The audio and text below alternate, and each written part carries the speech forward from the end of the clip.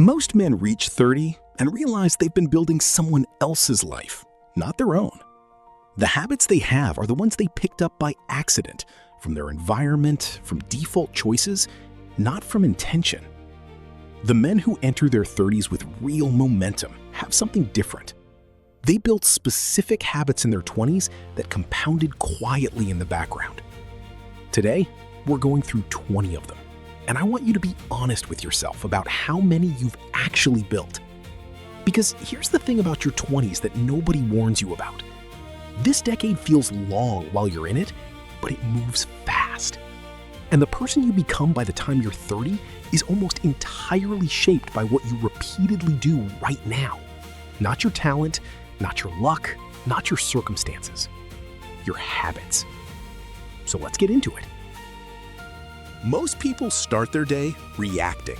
The alarm goes off, the phone comes out, the notifications flood in, and within 2 minutes, your attention belongs to everyone else. Your boss, the news, social media. You haven't even gotten out of bed, and you're already playing defense.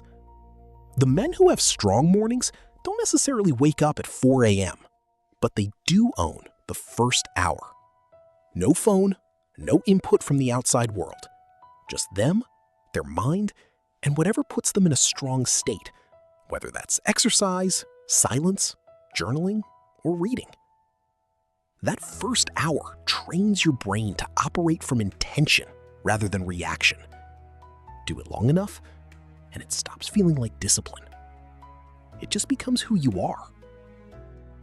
This is not about aesthetics, or at least it's not only about aesthetics.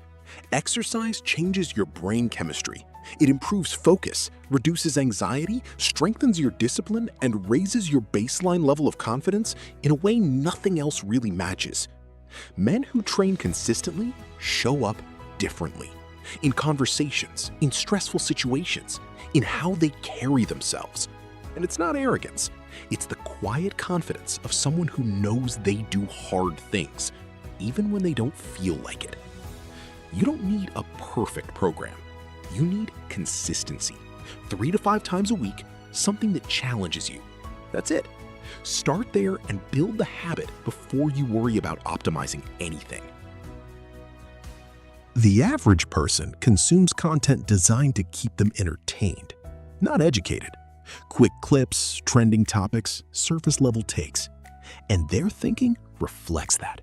Shallow, reactive, easily manipulated. Reading is different. Real reading. Books, long-form essays, dense ideas forces your brain to process actively. It builds vocabulary, sharpens reasoning, expands your frame of reference. The men who read consistently just think differently. You can feel it in how they talk, how they analyze problems, how they handle uncertainty. 10 pages a day. That's roughly 10 to 15 books a year. In 5 years, you've read 50 to 70 books on topics most people have never thought deeply about. That gap compounds. Your 20s are when the financial habits that follow you for life get cemented. And most men in their 20s are winging it, spending without tracking, saving without investing, borrowing without understanding the real cost. You don't need to be obsessed with money, but you need a baseline of financial literacy. Understand how compound interest works, both for you and against you. Learn the difference between assets and liabilities. Know your actual numbers. Build the habit of paying yourself first before lifestyle creep eats your income. The men who enter their 30s with financial momentum aren't necessarily high earners. They just started understanding money earlier than everyone else. Most people are running from themselves. They need noise, music, podcasts, videos, conversation to fill every quiet moment. Because when it gets silent, they have to sit with their own mind. And that's uncomfortable. But solitude is where clarity lives. It's where you figure out what you actually want, not what you've been conditioned to want. It's where you process emotions instead of suppressing them. It's where real self-awareness develops. Spend time alone regularly. Walk without earphones. Sit without a screen. Let your mind wander and observe where it goes. That practice is more valuable than most people realize. In your 20s, there's enormous social pressure to look like you have it together. The lifestyle, the clothes, the right opinions, the right crowd. And a lot of men spend enormous energy managing how they appear rather than who they actually are. Character is different. Character is what you do when nobody's watching. It's how you treat people who can do nothing for you. It's whether your private behavior matches your public persona. Invest in becoming someone you actually respect, because the identity you build in private becomes the reputation you carry in public, and no amount of image management replaces genuine character. Most people are generalists by accident, decent at many things, exceptional at nothing. And being decent at things doesn't create leverage or opportunity. Being genuinely excellent at something specific does. Pick one skill in your 20s and go deep, not just competent, deep. Whether it's writing, coding, sales, design, public speaking, investing, find the thing you're willing to put in 10,000 hours that others aren't. Because real skill, the kind that's hard to develop and hard to replace, gives you options. And options are what freedom is built from. This one is subtle, but it matters more than almost anything on this list. Most men carry a collection of small self-deceptions. They tell themselves they're about to start. They convince themselves they're different from their behavior. They rationalize the gap between who they say they are and what they actually do. Brutal self-honesty is a habit. It's the practice of looking at your behavior without excuses and asking, what does this actually say about me? Not to punish yourself, but to close the gap between your identity and your actions. The men who grow fastest are the ones who've made peace with seeing themselves clearly. Every app on your phone, every notification, every platform, they are all designed by some of the smartest engineers in the world specifically to capture and hold your attention. This is not accidental. It is a trillion-dollar industry built around the monetization of your focus. And if you let them, they will eat your 20s. You'll look up and have consumed thousands of hours of content you can't remember and built nothing you're proud of. Guard your attention deliberately. Turn off notifications. Delete apps you use compulsively. Build extended blocks of focused, uninterrupted work into every single day. The ability to think deeply and work without distraction is becoming rare, which means it's becoming extraordinarily valuable.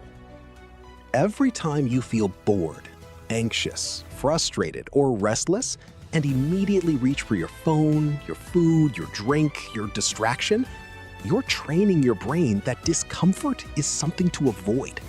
And that training has consequences. It makes hard work feel harder. It makes difficult emotions harder to manage. It makes discipline nearly impossible because your nervous system treats any friction as a signal to quit. The opposite habit, learning to stay with discomfort, to breathe through it, to let it be there without immediately escaping, builds what some people call mental toughness. But it's simpler than that. It's just teaching your brain that discomfort doesn't have to be fixed. It can be experienced. And that shift changes everything. Most men stay in echo chambers without realizing it. Their friends think like them, consume the same content, hold the same assumptions. And nothing in their environment challenges the core beliefs they've held since they were teenagers. Seek out people who think differently. Read authors you disagree with. Have real conversations where you try to genuinely understand a perspective that's unfamiliar to you. Not to debate it, but to understand it. Intellectual humility is a rare trait, and the men who have it tend to make better decisions, navigate change more effectively, and build more interesting lives. Not because journaling is trendy. Because writing forces clarity in a way that thinking alone never does. When an idea, a problem, an emotion lives only in your head, it stays fuzzy. The moment you try to put it into words on a page, the fuzziness becomes visible. Write about what you want. Write about what's not working.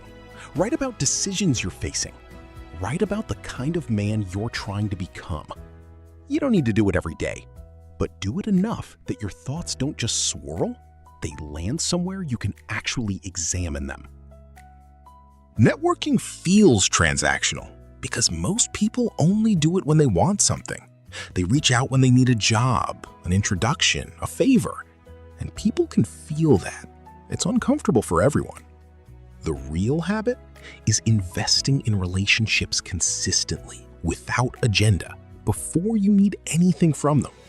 Genuine curiosity about other people, showing up, following through, adding value before extracting it. The men who seem to have luck in their 30s and 40s, the right opportunity showing up, the right doors opening, usually built those relationships in their 20s when they had nothing obvious to gain. Every day contains a handful of tasks you're avoiding. The difficult conversation, the challenging creative work, the project you've been procrastinating on. And the default human behavior is to do the easy stuff first and push the hard stuff to later. But later rarely comes with more willpower than now. What actually happens is that the hard task sits in the back of your mind all day, draining energy and creating low-level anxiety. And you end the day having done a lot of activity, but not the work that actually matters. Front-load the difficult. Do the thing you're resisting first. It's not a comfortable habit to build, but it creates a kind of forward momentum that easier habits never do. Readiness is a feeling that almost never arrives on schedule. Men wait until they feel confident enough to start the business, until they feel skilled enough to apply for the job, until they feel certain enough to make the move. And while they're waiting, the men who understand that readiness comes from action, not before action, are already building. The habit is starting before you're ready, not recklessly, not without preparation, but without waiting for the feeling of certainty that may never come. Take the imperfect first step. Adjust from there. That pattern, repeated enough times, becomes a kind of fearlessness that other men find baffling. You probably understand, at least intellectually, that your diet affects your body. Most people don't apply the same logic to their mental diet, the content they consume, the conversations they have, the environments they spend time in. But your thinking is shaped by your inputs just as directly as your body is shaped by your food. If the majority of what you consume is negative, low quality, outrage-driven, or shallow, your thinking will reflect that. If your inputs are challenging, thoughtful, and expansive, your thinking reflects that too. Take your information diet seriously. Not obsessively, just deliberately. Men who are high on action and low on reflection tend to make the same mistakes in loops. They're always moving, always executing, but never pausing long enough to ask whether they're moving in the right direction or whether their patterns are actually serving them. Reflection is not weakness. A weekly review of how your time was spent, whether your actions matched your priorities, and what you'd change, that takes 15 minutes and gives you information that months of unexamined action never would. The most effective men are not the ones who act the most. They're the ones who act with the highest quality of direction. And direction requires pausing long enough to look up from the work and think about where you're actually going. Your ability to articulate your thoughts in conversation, in writing, in presentations, in negotiations is one of the highest leverage skills you can develop. And most people are genuinely bad at it. Vague, filler-heavy, circular, difficult to follow. Communication is a learnable skill. Read more to absorb good sentence structure. Practice having clear positions on things instead of hedging everything. Learn to say what you mean directly without unnecessary padding. Record yourself speaking and listen back. Most people are shocked by how unclear they actually sound. The man who can think clearly and communicate that thinking precisely has an almost unfair advantage in almost every professional and personal domain. The easy thing when a relationship gets difficult, friendship, romantic, family, professional, is to let it quietly decay. Stop calling. Become distant. Let the friction justify the exit. And sometimes, yes, some relationships genuinely need to end. But a lot of men abandon relationships that were worth repairing because they never developed the skill of navigating conflict directly. They don't know how to have the honest conversation. They don't know how to apologize without their ego getting in the way. They don't know how to stay in the discomfort of a difficult dynamic long enough to work through it. The ability to repair, to say, "This matters to me, and I'd rather fix it than lose it," is a form of emotional maturity that compounds in value over time. This is the one most men skip. They work on productivity, fitness, skills, money, all the components, but they never ask the overarching question: who is all of this in service of? What kind of man am I actually trying to become? Without a clear answer to that, all the other habits can drift. You optimize for things that don't matter to you. You achieve goals that don't fulfill you. You get somewhere and realize the destination was never actually yours. Write it down. Not a vision board, not affirmations. Just a clear, honest description of the man you intend to become. His values, his discipline, his relationships, what he stands for. Then use that as the filter for every habit, every decision, every yes and no. Because the men who arrive at 30 with real momentum didn't just build good habits, they built the right habits. The ones aligned with who they actually wanted to be, not who they thought they were supposed to be. Your 20s are the leverage decade. The habits you build here don't just affect the next few years, they affect the next few decades. And the men who understand that, who choose their habits deliberately instead of inheriting them by accident, create a kind of forward momentum that looks like luck from the outside. Start with 2 or 3 of these, not all 20 at once. That's how habits die. Pick the ones that feel most urgent, most neglected, most honest. Build those first, and then come back for the next ones. If this gave you something to think about, subscribe to the channel and leave a comment with the habit you're starting first. I read all of them.